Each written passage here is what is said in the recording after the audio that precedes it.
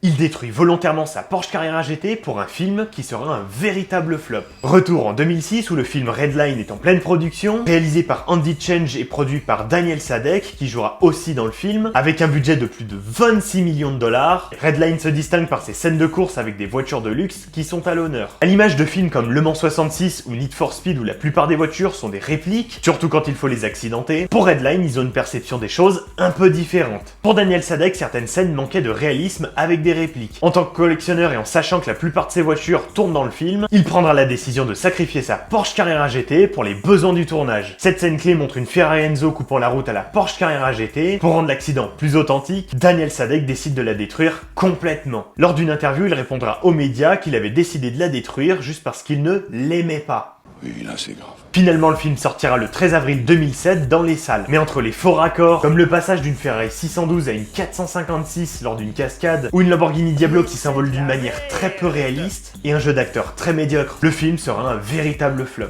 Petit bonus, pour l'anecdote, lors de la première du film, les acteurs avaient l'opportunité de conduire la Ferrari Enzo qui avait tourné dans le film sur un circuit de NASCAR. Cependant, Eddie Griffith, qui jouait aussi dans le film, prendra les virages d'une manière tellement agressive qu'il finira par éclater l'Enzo dans le mur. Si tu aimais cette histoire, n'oublie pas de t'abonner et commenter, ça m'aide énormément.